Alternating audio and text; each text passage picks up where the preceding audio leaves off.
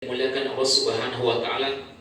Pada kesempatan kali ini kita akan bahas daripada kajian fikih mandi janabah dan fikih wudu.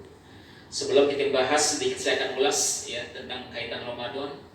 Bahwasanya kita memahami ketika Allah Subhanahu wa taala memanggil kita dan kalimat ya ayyuhalladzina amanu kutiba alaikumusiyam kama kutiba alal ladzina min qablikum la'allakum tattaqun. Ini satu inti ya, pokoknya adalah la'allakum tattaqun. Pasti kalian akan menjadi orang yang bertakwa. Tetapi selama ini kita tidak memahami bahwasanya ada suatu definisi takwa yang mana apabila kita bisa mengerjakan tersebut, maka kita termasuk orang yang mendapat titel bertakwa dari Allah Subhanahu wa taala.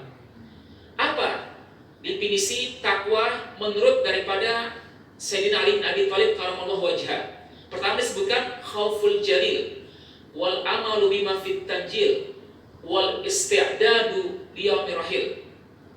Khauful jalil, kita takut kepada Allah Subhanahu wa taala yang telah memberikan kehidupan kepada kita, yang telah memberikan nikmat kepada kita, yang telah memberikan rezeki kepada kita.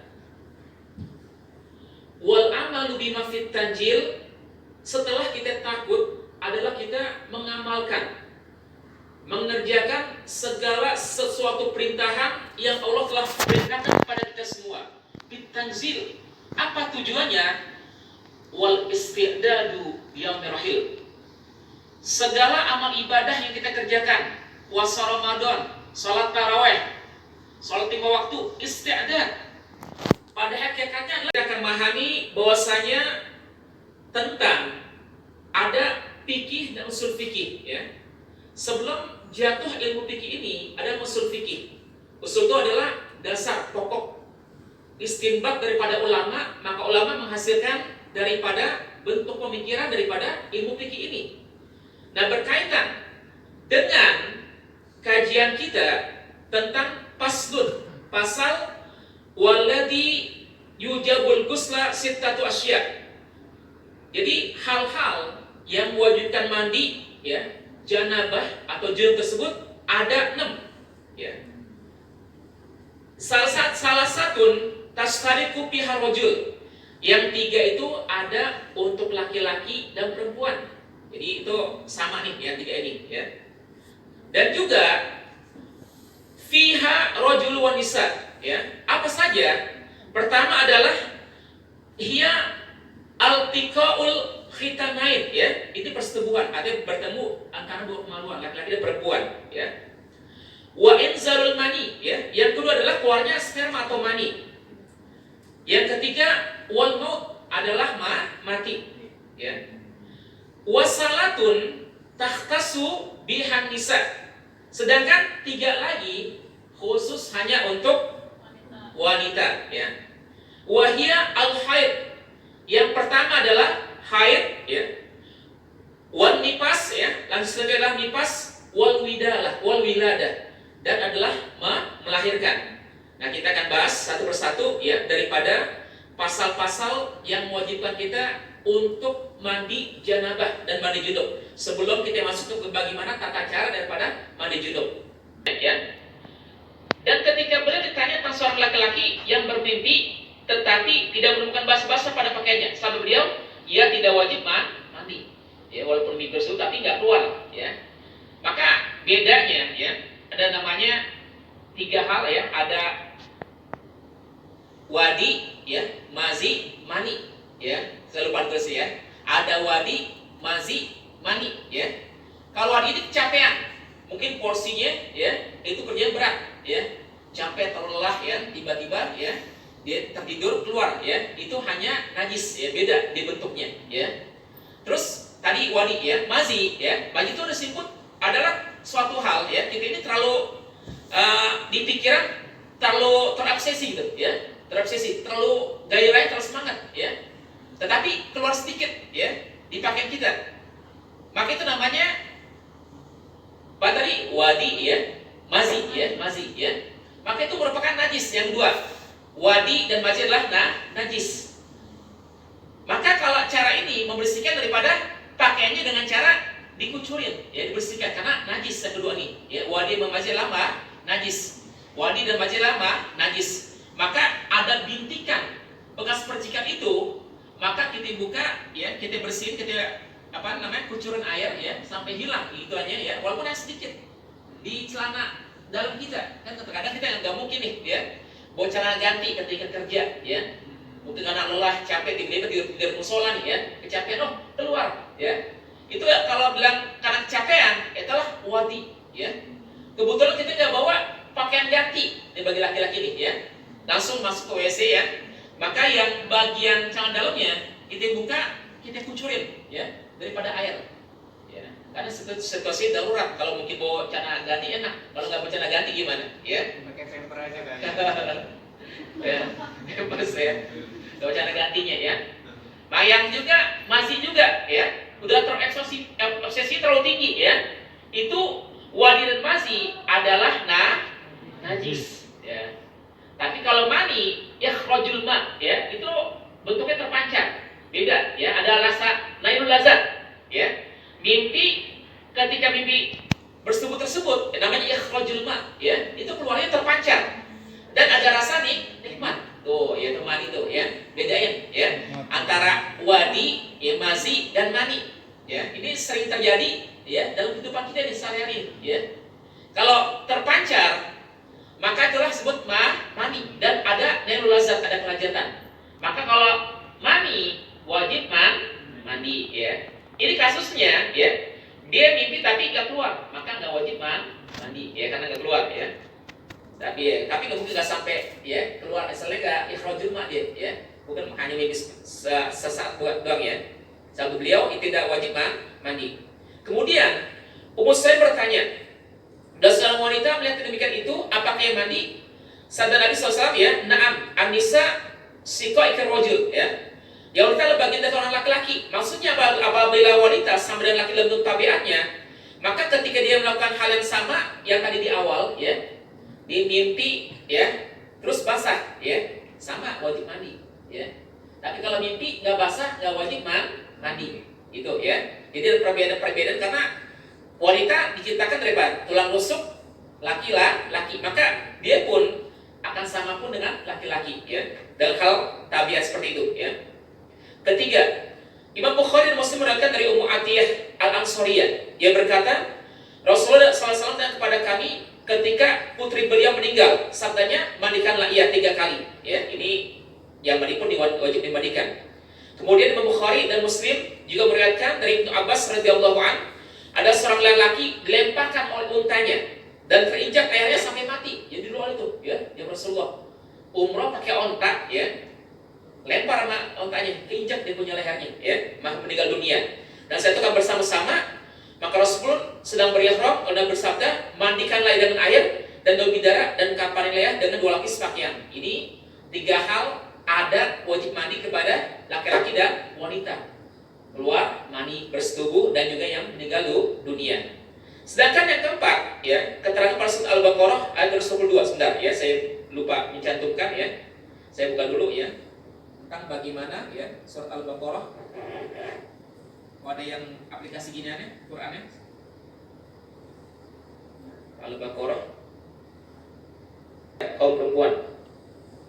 Al-Baqarah 212. Saya buka ayat dulu.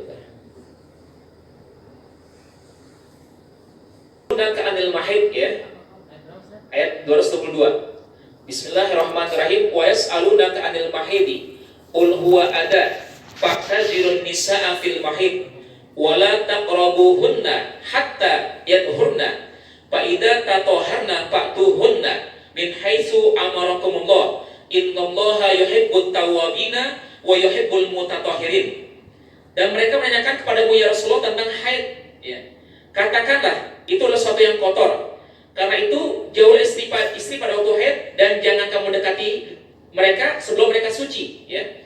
Apabila mereka telah suci, campurlah mereka sesuai dengan ketentuan yang diperintahkan Allah kepadamu. Sungguh Allah menyukai orang yang tobat dan menyukai orang yang menyucikan diri. Di sini, dan jangan kamu dekati mereka sebelum suci, ya. Maksudnya inilah wajib mandi, ya. Wajib mandi kan awalnya tentang haid, ya. Maka kewajiban ketika bagi seorang suami yang ingin mendekati istrinya, maka setelah haid wajib mandi atau bersuci, ya. Maka yang ini masuk kepada bagian ya wajib mandi kepada wanita, ya, karena dia dalam keadaan udah habis puasa haid, ya. Dan itu pun ya berlaku daripada sama ya dengan nifas dan wiladah, ya. Nifas ya darah setelah melahirkan, ya, wiladah melahirkan. Itu hal yang mengenai daripada wajibnya mandi, ya. Sekarang pasal wa faraidul ghusli salah satu asya. Rukun-rukun mandi itu ada 3, ya. Ini yang wajib dipahami nih, ya. Pertama adalah an-niyah. Yang kedua wa izalatun najasah in kanas ala badanihi, menghilangkan najis jika terdapat dalam tubuhnya. Yang ketiga wa isalul ma'i ila jami' sya'ri wal basharati, dan meratakan air ke seluruh rambut dan kulit. Ini ya rukunnya mandi hanya 3 nih, ya. Pertama niat, ya. Yang kedua menghilangkan najis jika terdapat dalam tubuhnya. Dan 3 meratakan air ke seluruh rambut dan kulit, ya. Kita bahas dulu sini. Bentar. Boleh tanya Pak? Ya silakan. Ya nggak Ya, apa-apa, silakan ya saling. itu kondisinya boleh nggak kita telanjang bulat atau ada Iya, tutup gitu? tutup ya. Kalau kondisinya kan kita di dalam kamar mandi sendiri, ya, kamar mandi sendiri, ya, itu nggak apa-apa, ya. Tapi disunahkan kalau bisa kan belum ada namanya kayak basahan, ya. Tapi jarang sekarang, ya, jarang, ya. Apalagi kita ini punya kamar mandi pribadi, ya, yang mungkin, ya.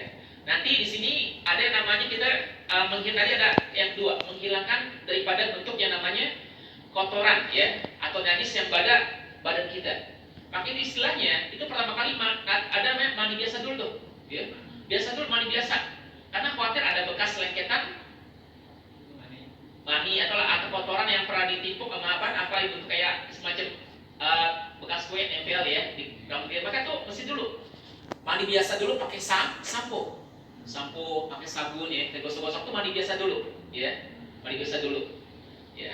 Maka setelah mandi biasa nanti wudu dulu, ada tata cara, ada wudu, ya, baru setelah itu langsung air aja, gitu. Jadi karena kita sudah yakin, nggak ada syak lagi. Karena mandi pertama adalah mandi untuk menghilangkan segala bentuk kotor-kotoran yang nempel pada tubuh kita, ya. Ada juga kalau zaman dulu kan susah air, ya. Itu bekas yang namanya mani yang nempel di dia, itu dilakukan dikerik, ya, dikerik, ya. Tapi kalau kita kan masih bisa air banyak, ya. Maka kita untuk menghilangkan syak tersebut, keraguan, itu mandi biasa dulu, pakai sampo, pakai sabun gitu jadi.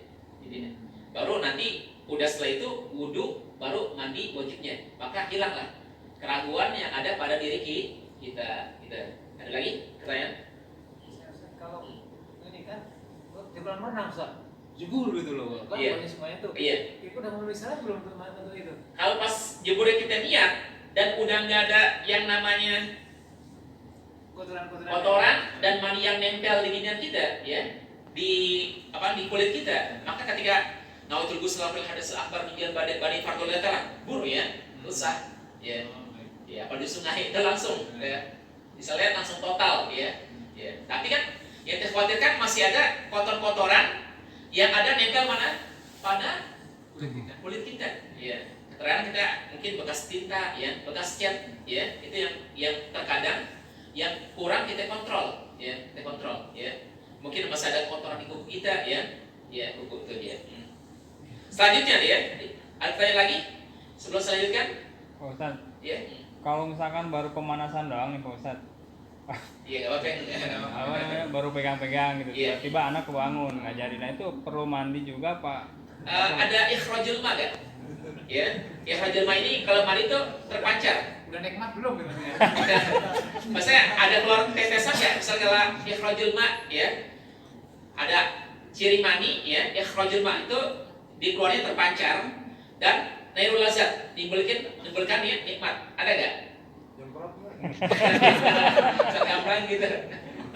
Belum sempat nikmat Ustadz. Ya. Nah, nikmati kita ada rasa itu? Nggak ada nggak? Kalau nggak ada, nggak usah mandi wajib. Tapi kalau semuanya keluar berupa mazi, ya itu masih sifatnya energi, ya. Ya, ya. Itu najis jatuhnya. Keburu kesel sih. Bundung. Jatuhnya najis, maka wajib bersihkan, ya. Yang punya pakaian itu untuk ketika masuk mau sholat gitu ya. Ya, masih lain lagi. Satu, berdasarkan hadis ya. Jadi yang pertama niat. Karena dasarnya apa? Innamal a'malu binniyat ya. Ini semua ketika apapun ya perbuatan itu mesti ada niat. Sesungguhnya amal itu tergantung dengan niatnya. Maka niat mandi junub tersebut ya, pada saat nanti udah kategori mandi biasa ya, dahulu ya, pada saat pertama kita mau ya menyibarkan itu air kepala, nawait dalam hati ya. Kalau niat sunnah ya, nawaitul ghusla rafil hadasil akbar min jamil badani fardhu lillahi ta'ala ya. Aku niat mandi hadas besar ya, untuk mengangkat hadas besar fardu karena Allah. Jadi pas berbarengan air jatuh ke kepala kita. Ya, itu pertama jatuh kepala dulu ya, ke kepala. Nawaitul ghusla rafil hadasil akbar min jamil badani fardhu lillahi ta'ala. Harus sebutkan fardunya ya. Min jamil badan ya. Ya karena di Islam untuk seluruh badan kita hadasil akbar perlu disebutkan. Jadi jangan sampai niat ini kurang walaupun bahasa Indonesia. Aku niat mandi untuk menghilangkan hadas besar seluruh badan. Fardu karena Allah. Kita nggak bisa bahasa Indonesia, bahasa Arab, bahasa Indonesia cukup ya. Jadi yang namanya itu mesti ada dalam hati kita. Kalau nggak niat nggak sah ya. Dua, berdasar hadis riwayat Imam Bukhari dan Maimunah radhiyallahu anha tentang Bani Rasulullah SAW ya, beliau basuh kemaluannya dan bagian tubuh yang terkena najis atau kotoran ya. Ini caranya ya. Keterangan di atas dibenarkan oleh Imam Nawawi dalam beberapa kitabnya. Allah cukup satu kali siraman untuk menghilangkan hadas atau najis. Itulah pendapat yang muktamad ya. Dari itu menghilangkan najis sebelum menyiramkan air ala sunnah adanya al-iqna. Jadi minimal ya, ketika udah benar-benar yang namanya najis nempel ya, itu kita klik ya, itu cukup dengan satu kali siraman ya. Jadi nggak ada lah sak ragu-ragu ya, nggak boleh ada sak ragu-ragu karena kita dapat ilmunya nih ya. Kalau kondisi airnya lagi musim kering ya, ada banyak sih kita banyak nggak masalah ya. Ya kalau keringnya masya Allah ya, udah kondisi seperti itu ya. Tiga kali ya. Kami khawatirkan kalau panjang cepat rontoknya ya di sini ya. Jadi inilah ya. Yang pertama adalah niat ya.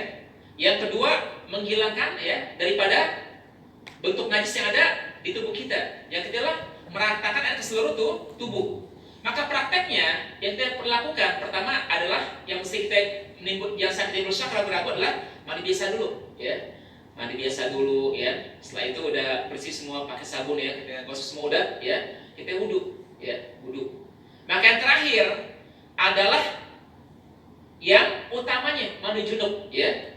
Ketika pertama kali kita niat jatuh ya, nawaitul ghusla rafil hadasil akbar min jamil badani fardhu lillahi ta'ala ya. Kita mandi ya dari kepala ya. Kita gosok-gosok ya, dahulukan ya sebelah kanan kita ya. Apalagi kalau menggunakan pancuran enak sebelah kanan ya. Kalau gayung juga sebelah kanan juga, sebelah kanan semua udah ya. Sebelah kanan udah ya. Sebelah kanan sampai dari kanan tangan kita, badan kita sampai kaki kita kanan. Pas setelah itu adalah sebelah kiri kita semua ya. Ya, sebelah kiri kita sampai kaki ya, semua kita gosok-gosok jangan sampai ada lekukan-lekukan ya, karena meratakan. Isolul ma ya, meratakan ini seluruh tubuh ya. Yang ketiga ya. Jangan sampai ada lekukan tubuh kita yang menghalangi masuknya air ketika mandi janabah ya, mandi janabah. Isolul ma ya. Jadi setiap apapun ya bentuknya lepitan-lepitan tersebut kita wajib masukkan air rata semua. Yang terakhir adalah rata seluruh tubuh kita. Bagaimana ya? Kan kita udah nih ya, udah mandi janabah ya. Kalau kita mau langsung sholat silakan ya, karena jangan syarat nggak pegang kemaluan lagi ya. Ketika mau pakai celana dalam ya, nggak mengenai daripada yang namanya kemaluan kita lagi ya. Memegang kemaluan dengan yang namanya butun ya. butun ya bagian dalam tangan kita. Kalau ini nggak apa-apa, ya nggak batal. Tapi kalau ini ya batal. Walaupun daripada anak kecil, ya kita pegang seperti ini, kita semua lagi wudhu nih ya, kita gini nih batal, ya. Tapi kalau pakai ini nggak batal, ya. Jamul kafi, ya, yang kita genggam ini, inilah apabila kita gunakan, kita udah wudhu atau udah ada hadas besar ya, tiba-tiba kita nggak sengaja ya, kita pegang, ya, maka batal itu, ya. Wudhunya, ya mesti wudhu lagi. Ya. Pak Ustaz, Ya, berarti kalau udah mandi junub gitu nggak perlu wudhu lagi? Nggak perlu lagi wudhu lagi, kan pertama tadi udah wudhu. Ya. Apalagi kalau kita mandi janabah udah semuanya komplit, ya. Udah bersuci. Tapi kalau sebelumnya nggak wudhu dulu gimana?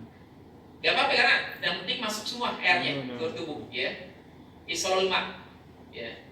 Kita nggak pakai wudhu dulu deh, ya. Langsung mandi biasa ya, langsung mandi janabah, ya. Dan itu kita nggak megang kemaluan lagi yang terakhir, ya. Darah atas semua air. Maka hanya menggunakan anduk, ya. Maka dalam sholat nggak apa-apa, ya. Karena udah menghilangkan junub dan hadas kecil pasti hadas besar udah hilang, hadas kecil pun udah hilang. Kan syaratnya sahnya sholat adalah, ya, nggak mempunyai hadas besar dan hadas kecil. Hadas besar udah hilang, hadas kecil udah hilang. Maka sah, ya, sholat kita pun bisa langsung sholat. Tapi kalau kita seumpama gatal ya, kita pegang kemaluan kita dengan ini batal, wudhu lagi, ya. Aku kalau mandi siang itu wudhunya terakhir. Jadi kan aku mandi bersih dulu nih. Iya. Habis itu baru mandi besar, hadas besar. Terus habis itu wudhunya terakhir. Boleh, enggak masalah. Kalau ikut sunnah di awal, ya. Kalau kita mau di akhir karena ada kadang-kadang ada syak ya, kalau ragu ya. Iya, kalau aku ngerasa kalau misalnya kan masih kotor kan, terus wudhu kayak masih agak ragu gitu. Kotor sih enggak, cuman karena kita mau sholat ya, kadang ada terbiasa dengan wudhu ya. Iya. Ya, enggak apa-apa. Ada yang mau bertanya? Pasti dia ngajar. Udah mulai kunang-kunang ya. Tadi tahu aja. Iya, ini sunnah wudhu ya. Baca bismillah, telapak tangan kumur, hirup air dalam hidung. Tapi kalau lagi puasa jangan hirup ya, air dalam hidung ya. Hirup. Kalau walaupun istinsyak ya, itu puasa jangan sampai khawatir masuk ke dalam, ya itu nggak boleh jadi batal, ya. Ya kan sekarang ini kalau kita bisa ya hanya langsung wajah dah ya. Kita pun kadang ragu ya kumur-kumur ya. Boleh sih kumur-kumur ya, tapi jangan sampai kita rasakan masuk ke rongga ya tenggorokan kita. Ya, lebih biasa kadang yang hidung nih ya, sampai begini ya, itu khawatir tuh ya. Apalagi makan ada beberapa ya anggota ya lubang tersebut ya. Gimana Ustaz ya? Kalau ketika lagi kita berenang ya, tiba-tiba kentut ya, batal puasa kita. Masuk ya, ya. Ibarat vakum lah ya. Kita berenang, ya, lagi wudhu ya, masuk ya, ya. Maka masuk dalam itu nggak boleh ya, batal wudhu kita. Ada pertanyaan? Iya. Ini ada hubungannya puasa sebenarnya. Kalau siang-siang kita gosok gigi gimana Ustaz? Makruh atau batal tuh ya? Ya, kalau siang-siang habis zuhur ya, itu makruh ya. Makruh. Apalagi menggunakan namanya odol, maksudnya ya, takutnya ada, walaupun hanya di mulut ya, kalau khawatir masuk jadi batal. Tapi kalau hanya di sini nggak apa-apa ya. Kalau air liur, kan ada air liur nih ya. Air liur tuh istilahnya dia berada di atas kita ya, di lidah kita ya. Kalau hanya bergerak situ ya, itu nggak masalah, nggak batal. Tapi kalau kita udah air liur kita mainin sampai keluar sini nih ya, Ditelan lagi ya? ditelan lagi jadi batal. Ya. Jadi batal ya.